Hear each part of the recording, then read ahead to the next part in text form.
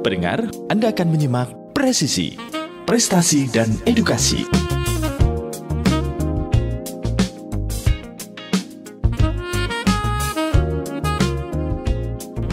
Bismillahirrahmanirrahim. Assalamualaikum warahmatullahi wabarakatuh. Radio kesayangan Anda, Persada FM, pilihan pas kita dan keluarga. Siarkan kebenaran, tebarkan kasih sayang. Pendengar dimanapun Anda berada, puji syukur kita panjatkan karena Allah SWT.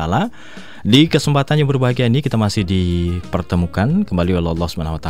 Dan mudah-mudahan kita semuanya juga dalam keadaan sehat walafiat. Kembali hadir menjumpai Anda di awal pekan ini. Kita akan berdiskusi hal-hal yang menarik, pendengar ya. Di pukul 9 hingga nanti jam 10 pagi kita bersama dalam program Presisi, Prestasi dan Edukasi. Silakan nanti Anda pendengar di manapun Anda berada tentu dapat bergabung bersama kami untuk bisa bertanya atau diskusi ya tentang tema yang nanti akan kami bahas tentunya. Silahkan dipersiapkan di telepon 0271638123 atau di SMS WA di 081393809000. Atau Anda juga bisa meninggalkan komen di YouTube ya. Karena saat ini kami live di YouTube di akun 102,2 Persada FM. Silahkan tinggalkan komennya untuk bertanya atau berdiskusi begitu ya. Statementnya juga boleh, silahkan nanti hingga pukul 10 pagi. Dan alhamdulillah pendengar di manapun Anda berada telah hadir narasumber bersama kami di kesempatan pagi hari ini. Di studio Persada FM ada 2 orang narasumber nih. Nah, kalau Anda yang menyimak YouTube tentu sudah bisa melihat nih. Tapi kalau yang di radio masih menerawang nih suaranya ya nanti seperti apa. Yang pertama ada Mas Indra Gusta, kemudian yang kedua ada Mbak Keisha Fani Pancaning Tias. Mereka berdua ini adalah peneliti dari Serada Salah ya, Serada Salah. Assalamualaikum warahmatullahi wabarakatuh, Mas Mbak. Alhamdulillah. Kabar baik dan sehat ya? Sehat. Alhamdulillah sehat. Nah, di tengah-tengah kesibukannya. Sibuk gak sih meneliti itu sebenarnya? Enggak, Mas. Enggak. Butuh kerja-kerja yang nganggur sebenarnya gitu ya. Malahan ya. Tapi kan harus meluangkan waktu gitu ya. Harus meluangkan waktu untuk meneliti gitu ya. Dan untuk tema yang akan diangkat untuk pagi hari ini pendengar adalah kejayaan masa lalu pada lembaran naskah. Wah, ini berat sekali loh. Lumayan loh ini ya. Artinya kita coba menelisik masa lalu. Kalau kita bedah ini luar biasa begitu kan. Apalagi Indonesia ini kan ragam budayanya, ras, suku luar biasa. Betul. Ini kita berada di Solo Raya saja begitu. Ini yang dibedah, wah ini nanti kita tanya saja sejauh mana dan seperti apa begitu. Mas berdua ini dua-duanya memang peneliti. Kalau kita Serada Salah. Nah ini sebenarnya apa sih? Nah, ini apakah sebuah komunitas begitu atau memang ada yang punya hobi yang sama, misalkan meneliti naskah-naskah kuno atau bisa diceritakan dulu nih untuk para pendengar supaya bisa punya gambaran gitu. Ya, jadi kami komunitasnya namanya Serada Salah. Serada Salah. Oh ya, Serada Salah itu komunitas yang berdiri sejak 2016. 2016. Oh, sampai sekarang terus kalau teman-teman mau main di dekat Pasar Nongko ini. Oh, Pasar Nongko. Kami punya base camp di sana ya. Oh, boleh mampir. Iya. Tepatnya mana nih? Di Mada Taman. Nanti bisa di Maps. Di Maps ada ya. Serada Institut pasti langsung ketemu. Pasar Nongko itu kan searah-searah itu ya.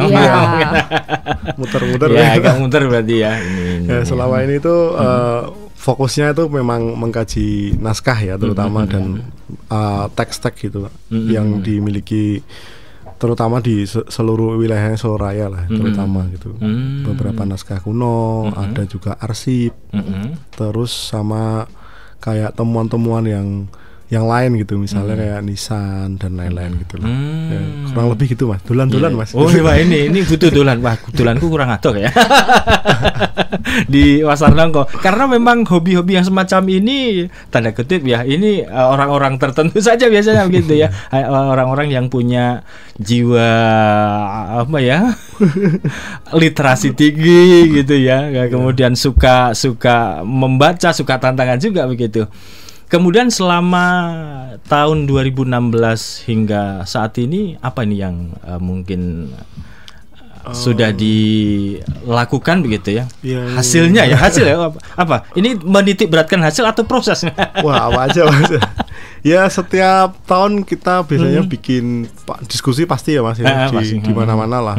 Sejak 2016 kita selalu open diskusi, siapa aja boleh datang. Terus kita juga bikin workshop di daerah-daerah gitu, di kabupaten. Terus kerjasama juga sama misalnya keraton, museum, monumen pers gitu-gitulah beberapa kali. Kalau yang publikasi misalnya ya yang di perpusnas kayak buku gitu, kita juga hasil publikasinya dipublikasi bentuk buku, bentuk tulisan populer juga, kita juga bikin Mas, kayak di koran gitu. Gitu. Opini. Ya kayak Yuk nyebut nama rawa ya. Solo Pos hari ini. Oh iya. Hari ini terbit. Hari ini kita kolom kita terbit yang karena ini kan ulang tahun Kota Solo ya. Jadi kita tentang sejarahnya Kota Solo terutama. Wah, nanti cek dia di koran Solo Pos hari ini.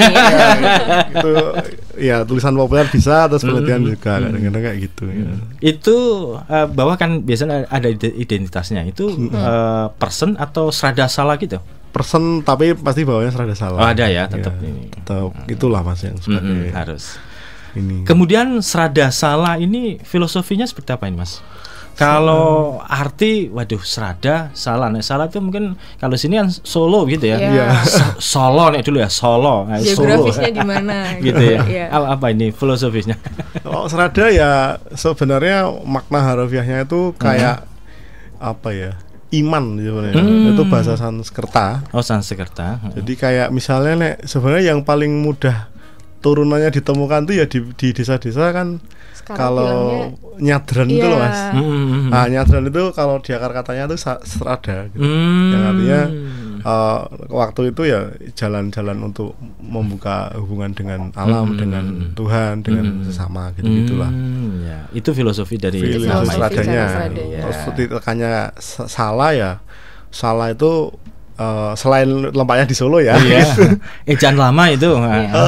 Termasuk itu ya. Kami pakai salah itu karena salah itu nama pohon sebenarnya Mas. Oh gitu ya? Iya. Dan sekarang aku di Solo itu cari juga sedikit, tinggal di UNS ada satu pohon yang seperti apa pohonnya? Ya kayak apa ya Mas? Kayak ringin-ringinan gitulah. Gede gitu. Terus di keraton ada satu. Jadi orang aku sebenarnya cuma mau ngingetin kayak toponim gitu loh, bahwa kalau penamaan tempat itu rata-rata kayak gitu. Ada nama pohon, ada nama bunga, ada nama apa kayak tanah gitu, Tegarrejo gitulah misalnya kayak gitu loh. Filosofi kalau mungkin memberikan nama daerah gitu ya. Mungkin kalau di Sragen namanya Plupuh itu apa gitu. Itu juga kadang-kadang bisa buat kita apa? Kayak bridging ke desa-desa gitu Mas. Asal-usul desa ini apa ya Mas? Kayak gitu-gitulah gitu. Oh, termasuk itu berarti teman-teman meneliti. Misalkan kalau di tadi Plupuh itu coba dibedah. Plupuh itu awalnya seperti apa sih sejarahnya? Katanya gitu, kata Plupuh itu muncul pertama kali gitu ya. 2 minggu kemarin kami habis dari Mojogedang gitu Mas. Itu di desa gitu, ngomong sama orang desa gitu-gitulah. Mengembalikan ini ingatan-ingatan gitu. Kemudian antusiasme masyarakat ketika diajak diskusi itu bagaimana? Ya pasti mereka kayak agak takjub gimana takjub terhadap desanya. Punya gitu. Ini ya di desa ya gitu. Ternyata gitu. Misalnya kayak ya kadang-kadang kayak pohon mojo itu aja orang nggak tahu gitu. Nah, terus itu Solo aja udah ada ya mojo gitu misalkan. Padahal itu nama pohon, sudah lihat pohonnya belum? Gitu-gitulah Mas ya. Sampai nanti masuk ke sejarahnya macam-macam.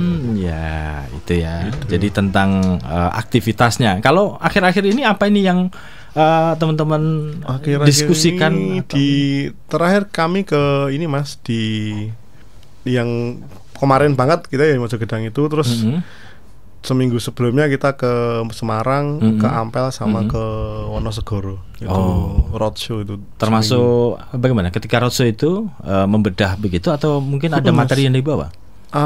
Biasanya kita kayak ngobrol dulu nanti kerjasama sama desa sama warga gitu. Nah, yang di Semarang kan sebenarnya bangunan ya ada kayak Menara Syah Bandar lama gitu lah Mas.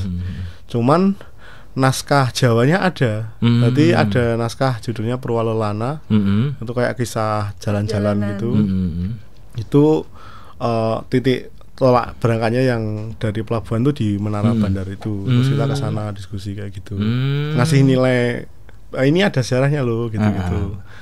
Nah, yang beda kasus lagi misalnya kayak yang di Ampel. Ampel kan karena di Ampel ada beberapa desa yang punya naskah Mas di desanya. Di desanya.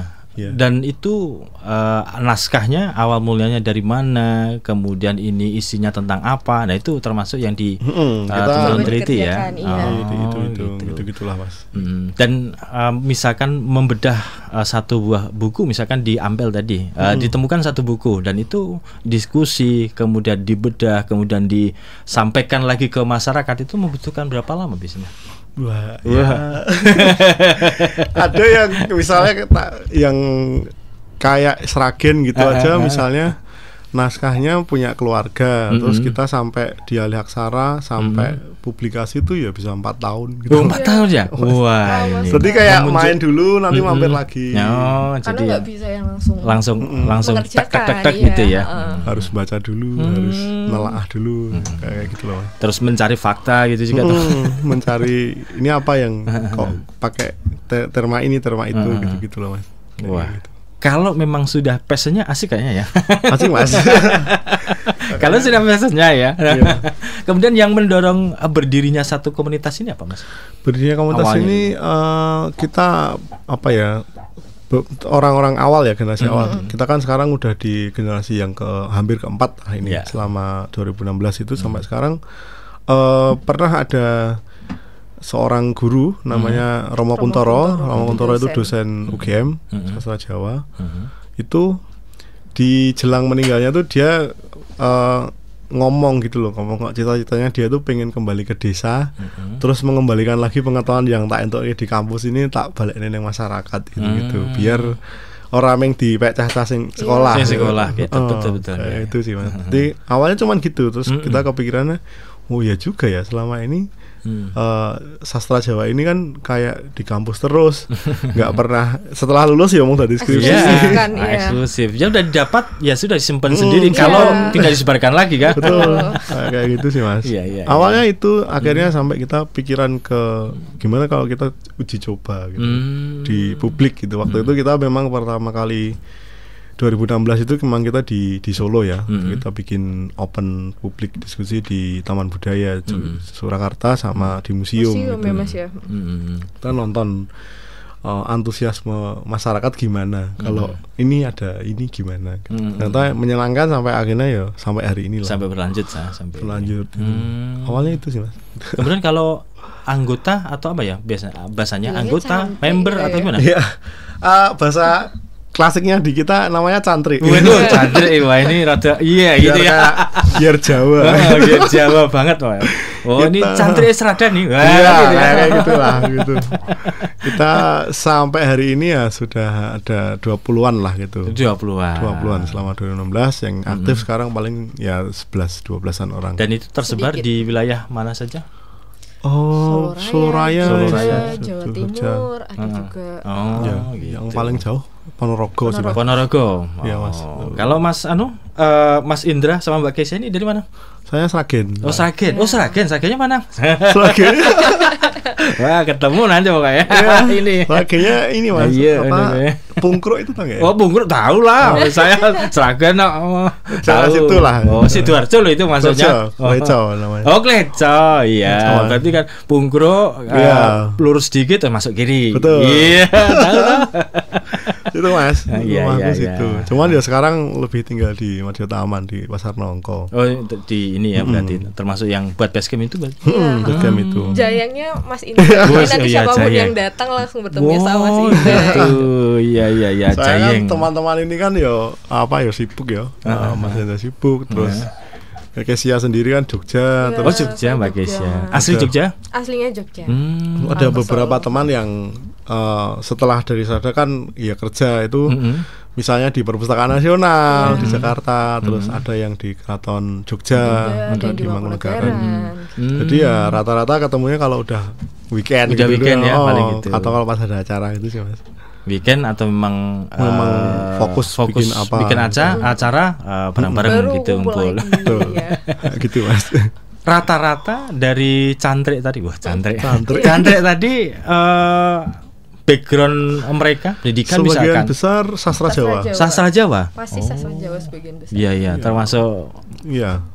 Mas Indra sama Mbak Keisa ini juga ya. Iya. Waduh, wah, minder saya sastra Jawa loh ini. Ya karena fakultasnya ya neng naskah Jawa ya. Naskah Mas. Jawa gitu ya. Akhirnya Yang Pasti datang yang- pasti anak-anak sastra Jawa. Ya rata-rata sastra Jawa, baik dari UGM, dari UI gitu-gitu. Iya, Dari iya. UNS ya terutama paling Iya. banyak UNS itu sih Mas. Wah, asik ya kalau memang sudah ketemu begitu. Iya Mas.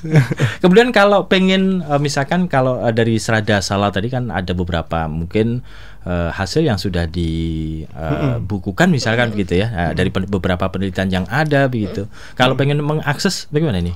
Yang paling cepat di aplikasi Perpustakaan Nasional Mas. Perpustakaan sudah ada atau di webnya Serada Salah itu juga kan bisa ada akses ke sana juga. Kita juga nulis beberapa artikel, terus juga beberapa anggota cantrik tadi juga bisa dicek nama-namanya siapa, dicari di gitu. Perpustakaan Nasional. Iya. gitu.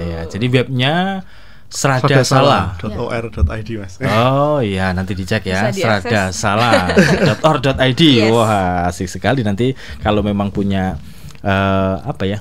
Karena sekali lagi kalau kita berbicara tentang ini apa ya? Bisa dikatakan khusus satu nggak sih Mas? Ya, Oh, ya. pasti segmented sih Mas. Iya, terutama segmented ya. Ya itu sebenarnya yang paling jadi PR-nya Serada itu kan kayak gitu, kayak studi ini itu peminatnya sedikit, terus kajiannya susah, tapi kebutuhannya di masyarakat banyak untuk apa ya kayak kayak di internalnya Serada itu biar nggak berhenti di kayak apa ya istilahku kayak Yuki jari Mbak Ebien kayak gini gitu loh. Oh enggak gini, itu ada pengetahuannya. Ada kayak- pengetahuannya. dan biar tahu sanatnya gitu loh. Kayak gitu loh Mas. Contoh kecil yang mungkin bisa disampaikan ke pendengar, ada satu penemuan misalkan di mana begitu. Kalau misalnya ya terakhir di Sragen misalkan tentang apa gitu. Apa? Yang paling ini misalnya kayak di Sragen itu ada kemarin terakhir kita tahun kemarin bikin ini Mas aktualisasi Naskah Naskah. ini ya Tata Cara Mantu. Iya. Gaya Sragen. Oh, Gaya Sragenan. Sukawati. Baru aja Oh. ketemu jadi kita ketemu naskahnya 2017-18 gitu. Itu baru bisa kita apa ya istilahnya kayak praktek mantunya itu baru tahun kemarin. Oh gitu. Jadi dipraktekkan biar jelas ini yang Sragenan. Sragenan ini yang Keraton Solo. Keraton Selama ini Solo kan gitu selama ya. ini Keraton Solo gitu yang kayak gitu. Yang Terus menjadi rujukan biasanya. kayak gitu terus misalnya yang perlu misalnya kayak ini ya Mas beberapa di Sragen itu kalau orang mantu kan harus kayak membawa beberapa hasil pertanian terus membawa air dari mata air ini mata air itu gitu. Nah selama ini kan kayak berhenti di kayak mistifikasi lah istilahnya kayak ini air ini hanya jadi mitos gitu.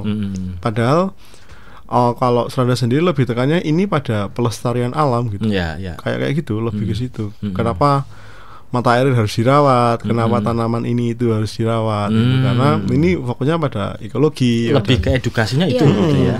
Jadi nggak hanya sekedar jadi tradisi. Tradisi. Tapi memang ini ada ada filosofi di dalamnya tadi ya. Orang-orang tuanya tuh pengen transfer ini caranya ngerawat mata air gitulah. Iya. Biar airnya nggak kering gitu. Itu kayak gitu sih Mas, lebih banyak ke situ. Termasuk tata cara bagaimana prosesi mantu di Keraton Solo sama Sragenan itu ternyata ada perbedaan gitu misalkan di hal-hal tertentu gitu ya. Iya Mas. Kayak apa ya yang Sragen jual dawet itu Mas. Ya, terus nanti apa pakai genteng gitu ya. Itu nggak ada di Solo. Itu Sragen banget. Iya. Kayak gitu itu kan khas gitu. Nah, kalau sekarang kita ini kan setelah kemarin dipentaskan itu, kemarin kita juga ngundang beberapa kayak komunitas weddingan, fotografer gitu. Nah, aktualnya pengennya ke situ setelah kajian dipakai juga secara langsung gitu ya. Kajian ini diteliti, efeknya buat masyarakat apa ya secara praktis gitu. Misalnya kayak ternyata bisa buat paket wedding khusus gitu misalnya kayak gitu-gitulah Mas. Paket Sukowati Sragenan itu. Iya. Kalau kita gandeng desa sama apa ya? Kongrit itu tahu enggak Mas ya? Sendang wisata, desa wisata. Iya. Di Sragen. Di Sragen, di Molong Mas. Oh, yang sebelah utara itu ya. Ya. Kemarin faktanya di situ terus ya ini bisa loh Mas ditawarkan ke siapa gitu ya. Barangkali ingin aneh gitu. Dan antusiasme rata-rata mereka bagaimana? Respon gitu ya? Sangat tinggi ya Mas. Sangat senang. Senang gitu ya. Dengan adanya penelitian, ternyata Sragen budaya yang ditemukan semacam ini gitu. Iya, kayak gitu. Atau misalnya ada naskah Sragen yang lain itu kayak naskah pertanian gitu Mas. Ulang tani gitu. Itu kan juga pengetahuan untuk gimana cara ngelola pertanian yang dulu mbah-mbah kita gitu.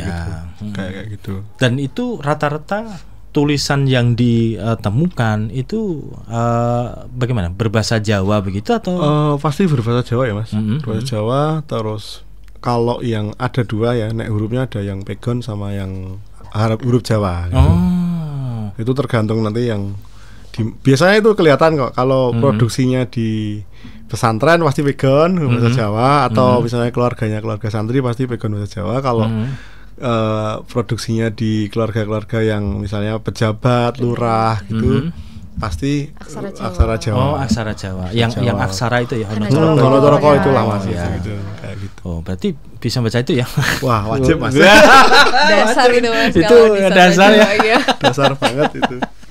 Kayaknya gitu. Iya, dan itu harus bisa baca. Dan termasuk Arab bahasanya dulu kan Arab pegon gitu ya. Nah, itu sebenarnya pegon saja atau bagaimana? Nek fontnya namanya Arab Gandul toh Mas. Tapi kemudian ketika Arab Gandul ini berbahasa Jawa disebutnya aksara pegon. Ketika Arab Gandul ini bahasanya Melayu disebutnya aksara Jawi. Oh gitu. Tapi cara membacanya berarti tadi ya Melayu sama Jawa tadi. Hanya penyebutan ini berarti kalau Jawa sama Melayu itu kan yang bahasa Indonesia gitu ya. Iya, yang mirip-mirip bahasa Indonesia gitu lah. Tapi kalau di Jawa kan sedikit ya yang aksara Jawi, rata-rata pasti pegon, pasti berbahasa Jawa gitu-gitulah Mas rata-rata. Nah itu ya menarik sampai hari ini. Dan itu transliterasinya bagaimana itu? Membutuhkan berapa lama kali itu? Ya. Secepat-cepatnya 6 bulan. 6 bulan itu ya. Secepat-cepatnya lah kita pelan-pelan gitu-gitu. Ya mungkin membosankannya dan yang sedikit masuk sastra Jawa itu proses membacanya. Tapi kan ada yang asik gitu lah, itu menemukan sesuatu yang baru kayaknya asik gitu kan. Iya Mas, pasti ya. Kayak misalnya yang paling baru kemarin kita kayak di Merbabu gitu sangat membekas ya, karena kita nunggu untuk bisa buka naskah itu 4 tahun Mas. 4 tahun. Jadi orang tuanya di desa itulah itu ya mungkin karena kita orang pendatang itu kayak orang gak dipercaya lah gitu. Kita pelan-pelan lah kita ke sana pendekatannya gitu. Dan itu memang cukup ini karena ternyata itu lebih tua lagi gitu. Ternyata memang itu aksaranya lama lagi. Aksara namanya Merbabu gitu. atau Jawa kuno gitu lah Mas. Jawa kuno. Jawa yang sebelum Honoreco Roko gitu lah. Wah, tapi juga modelnya juga gitu, tapi beda ejaan gitu beda ya istilahnya. Font itu. Beda font, beda bahasa gitu-gitu.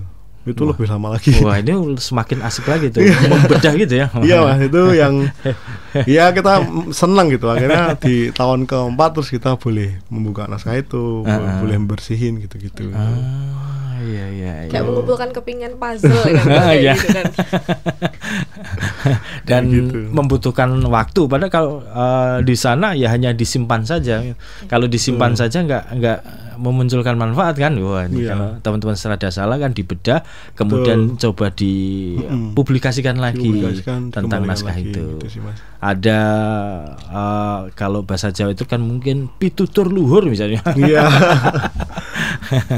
Tutur luhur gitu ya. Wah, menarik sekali nih pendengar, di manapun Anda berada, silakan nanti yang bergabung. Kita lihat dulu nih Mas ya. Pendengar di manapun Anda berada, silakan untuk Anda yang ingin bergabung bersama kami berdiskusi bareng di telepon 0271638123 atau di SMS WA 081393809000.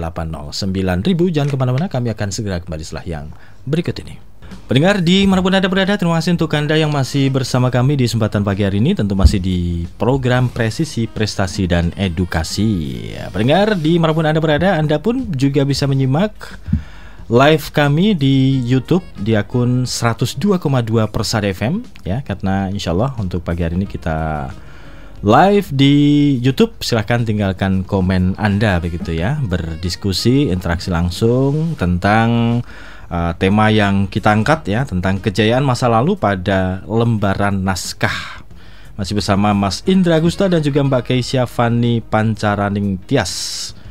Wah, kalau Mbak Keisha ini namanya juga ada Pancaraning Tias ini, Bu.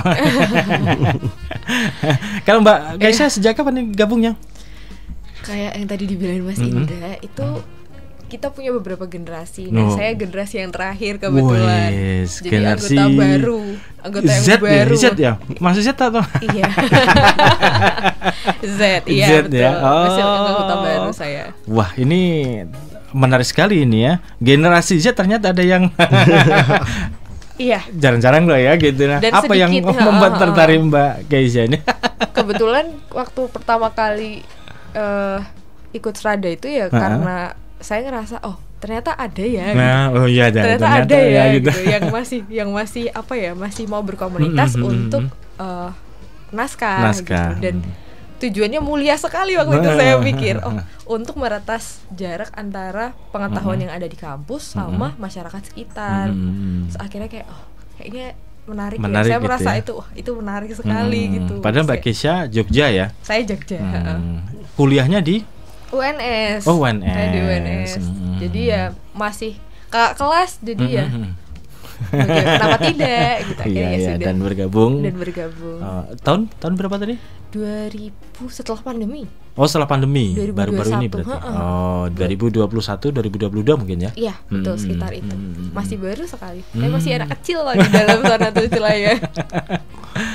Artinya kan ada sebagian, apakah ini juga termasuk tuntutan karena mungkin jurusannya di sastra daerah juga begitu, kemudian membuat arahan kalau sastra daerah itu mungkin ini kayaknya pas nih sama jurusanku misalkan gitu, atau gimana Pak? Mungkin lebih ke dirasa berbeda dari yang lain ya. Maksudnya kayak kalau di sastra Jawa rata-rata lebih ke kebudayaannya yang ditonjolkan gitu. Teman-teman saya kebanyakan mereka dalang, sinden, fokusnya di situ. Tapi kayaknya yang di bagian risetnya kok belum ada. Jarang ya. Jarang. Gitu. Dan ini yang tertarik. Saya tertarik masuk ke Strada. Kalau konsennya di dulu di sastra daerahnya di apa? Kalau saya filologi, jadi filologi itu yang studinya soal naskah. Dan cocok ya, pas. Jadi ketemu komunitasnya. Wah. Iya, dan malah jadi disarankan kamu ngerjain ini gitu. Ini lebih berbeda mungkin ya, karena kalau di dalam itu di Strada diajarkannya kayak kamu harus berbeda dari yang lain. Oh baiklah gitu. out of the box kok pokoknya gitu ya. Akhirnya ngerjain naskah-naskah yang di pinggir gitu. Jadi sama sih kayak yang dibilangin tadi. Kalau udah ngerjain yang di museum, di perpustakaan keraton, kenapa nggak ngerjain yang di luar gitu. Akhirnya udah. Kalau di keraton, di Perpustakaan Nasional, Arsip Daerah, mungkin sudah ada timnya di sana gitu ya, yang mungkin membedah atau mungkin mempublikasikan, atau mungkin isinya pun juga sudah ditransliterasi misalkan begitu ya. Tapi kalau yang diketemukan ini, wah ini otentik ini, wah ada rasa kebahagiaan tersendiri ya, ketika ada naskah kemudian bisa dibedah, apalagi disampaikan lagi ke khalayak itu kan. Betul. Dikembalikan lagi supaya juga turut tahu gitu, merasakan airnya. Turut memiliki ya, artinya Srada sekarang gitu. Betul. Jadi bukan cuma milik kami. Iya. Kemudian kalau di Srada ini, apakah mungkin Jawa-Jawa kuno dan sebagainya berkaitan dengan pelajaran-pelajaran keislaman atau apa? Bagaimana Mas? Ada kan? Banyak Mas. Kayak yang terakhir ya yang kita posting di IG Srada itu, misalnya itu kan penggalan dari di naskahnya nyebut, orang Jawa nyebutnya Serat Ambia gitu. Karena Serat Ambia. Orang Jawa dulu nggak bisa lafal Anambia gitu. Dari Surat Al-Anbiya begitu misalnya. Tapi karena pelafalan Jawa yang susah itu ambia apa gitu. Kalau orang Jawa dulu gitu ya. Jadi ada naskah itu juga Sragen juga itu Mas, yang kita punya teman Sragen itu naskah Surat An-Anbiya. Ya kurang lebih isinya ya sama ya, tentang nabi-nabi dalam gitu. Islam. Ya itu kalau di YouTube ini ada slide-nya ini. Ini yang sudah disampaikan ya.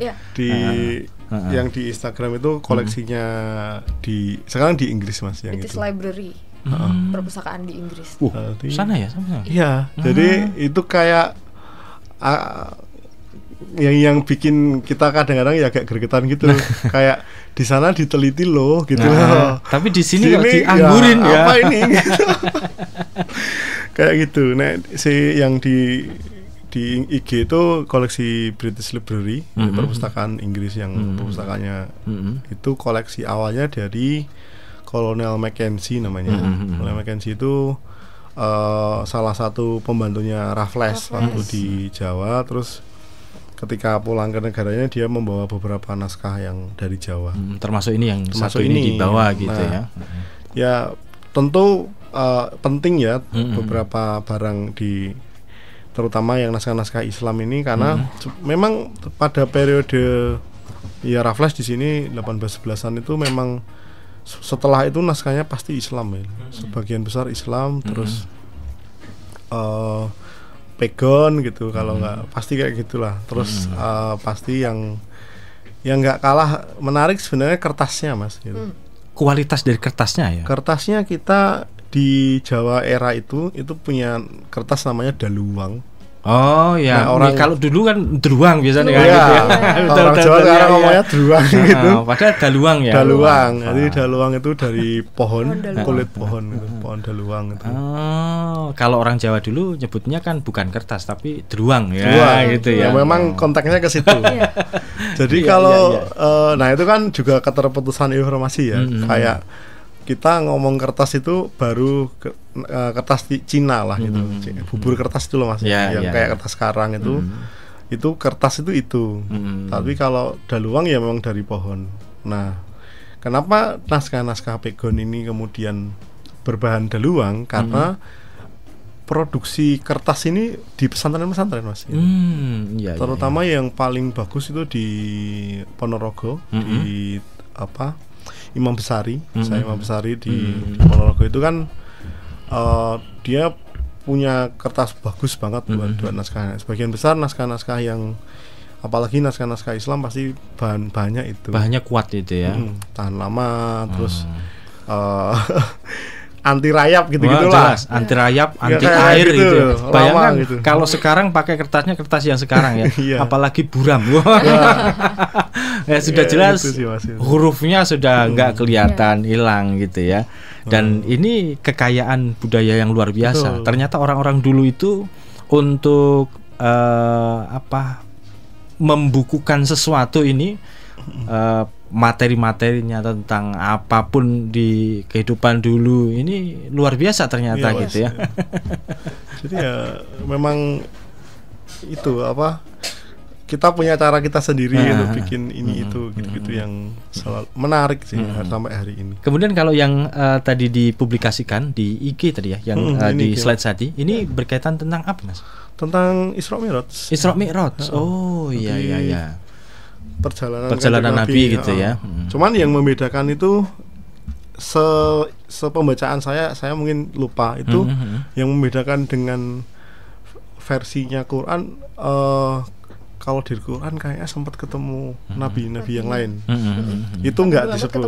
Nggak disebutkan di situ. Detailnya, cuman ketemu nabi, ketemu ngelihat neraka gitu. Kayak itu sih, Mas. Nah, itu ya misalnya kalau ditarik sebagai pengetahuan ya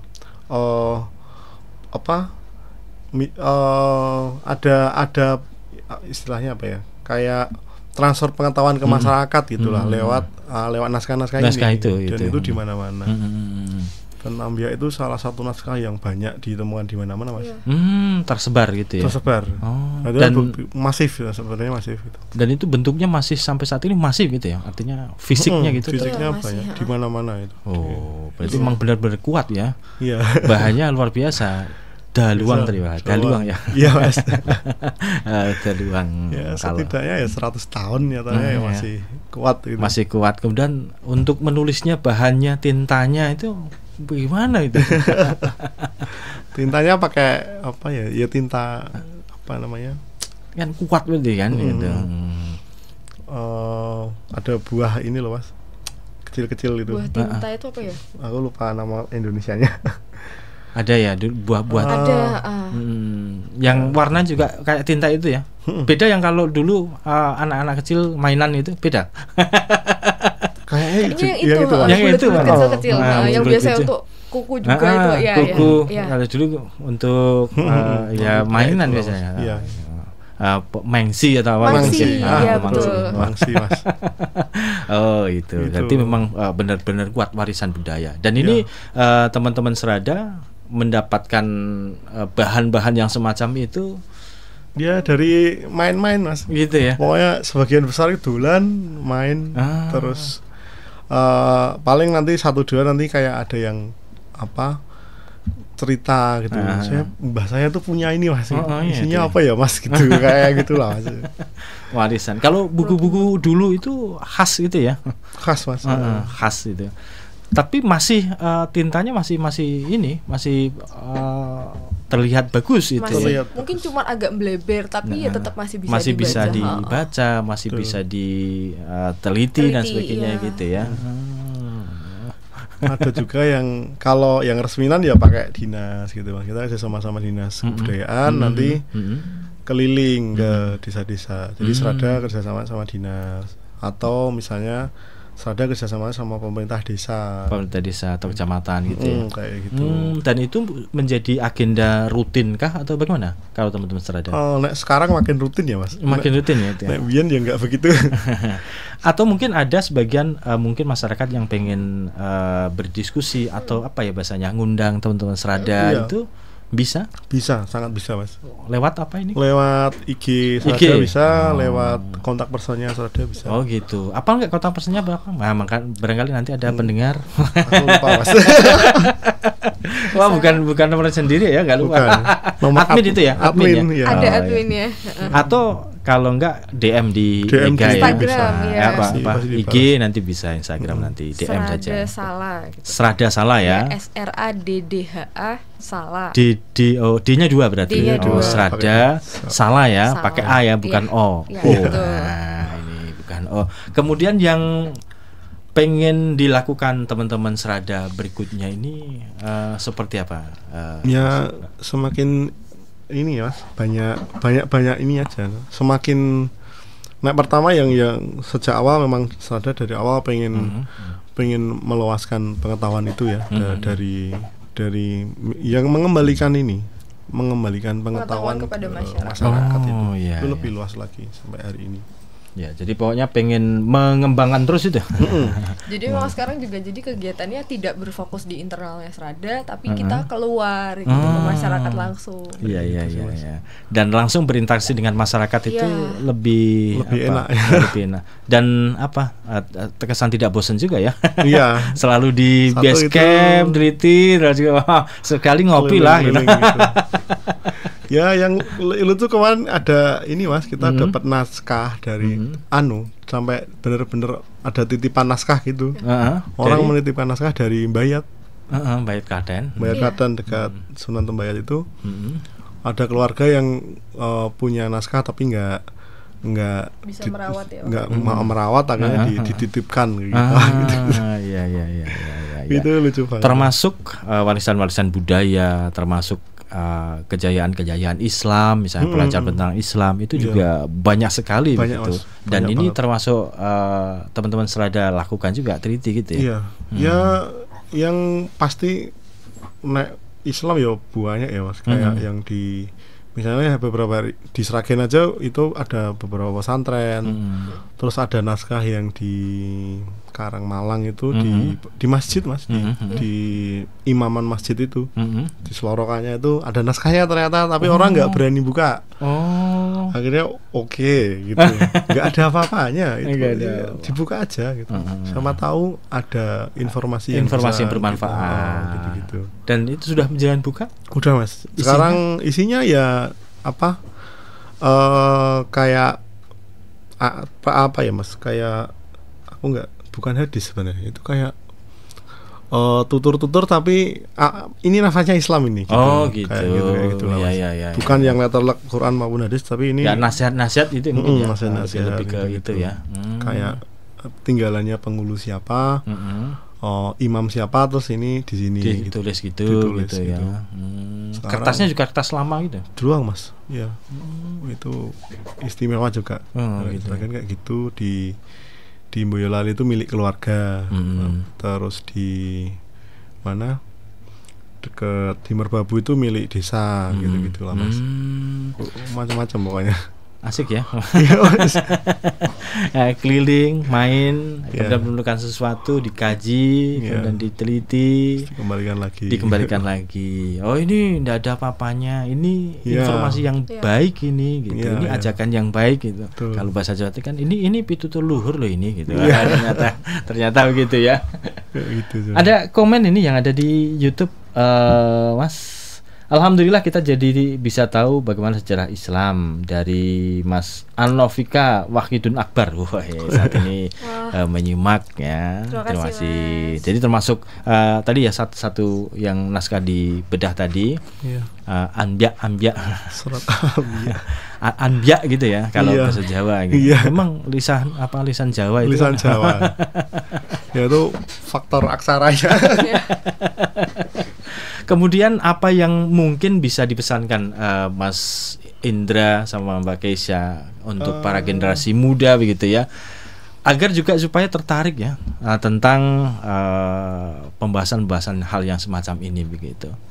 Ya Mas Indra dulu. Banyak, percayalah bahwa di tempat-tempat kita itu banyak bahan sebenarnya yang mungkin buat kamu itu belum tahu bahwa itu penting. Jangan-jangan itu penting karena sebagian besar ketika Serada berkeliling itu kayak yang dilupakan gitu aja Mas. Yang kalau nggak dilupakan rata-rata ya hanya jadi kayak barang museum aja, jadi disimpan keluarga terus turun-temurun, tiba-tiba takutnya rusak itu sih. Aku yang kayak gitu. Terus kayak kalaupun memang itu warisannya diwariskan, untuk minimal untuk melihat kronik ya, signifikansi pengetahuan dari Mbah kita itu di tiap periodenya gimana gitu. Itu kan terlihat ya, misalnya kayak sebelum Islam datang nanti di Merbabu ini kan masih Hindu Buddha, terus begitu terutama setelah perang Diponegoro, naskah-naskah ini banyak sekali naskah Islam sampai ke fase yang baru kertas-kertas cetak gitu. Kayak gitu. Kan terlihat itu perkembangannya. Iya. Sekarang. Baik. Bagi siapa ini yang dipesankan untuk para pendengar, termasuk Gen Z ini yang tercantol? Apa ini? Mungkin lebih kepada ini soal kajian itu kan kita sudah banyak banget ya sebetulnya ya. Mungkin jadinya lebih kepada supaya tidak tersimpan terus di perpustakaan dan museum gitu. Mungkin kita bisa pakai cara baru yang sekarang untuk memperkenalkan soal naskah kepada orang banyak. Pun juga medianya sekarang sudah banyak gitu. Orang-orang bisa terima lewat TikTok, lewat Instagram dengan berbagai cara.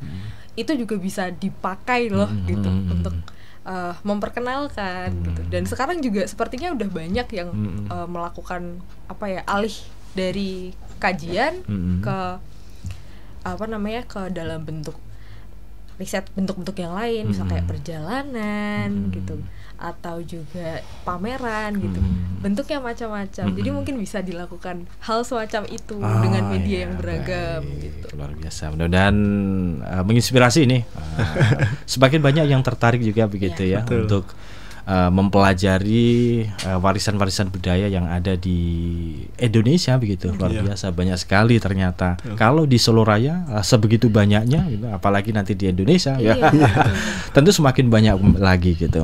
Ya. Terima kasih nih waktunya ya Mas Indra dan juga Mbak Keisha. Mudah-mudahan bermanfaat. Insya Allah kita lanjutkan lagi kalau ada waktu sesuatu yang baru ya. Boleh loh kita diskusi terus gitu kan. Terima kasih, selamat beraktivitas kembali Mbak Indra, Mbak Keisha. Dan pendengar di manapun Anda berada, akhirnya hanya sampai di sini kebersamaan kita untuk program Presisi, Prestasi dan Edukasi. Akhirnya kami undur diri. Terima kasih bersamanya. Mohon maaf atas segala kekurangan. Ada produser Joko Santoso, Superman Joko Santoso, dan saya Miftahul Firdaus pamit undur diri. Janganlah kita menyakiti tetangga, hendaklah kita memuliakan tamu, dan berkatalah yang baik atau diam. Billahi taufiq wal hidayah. Wassalamualaikum warahmatullahi wabarakatuh. Radio Persada FM.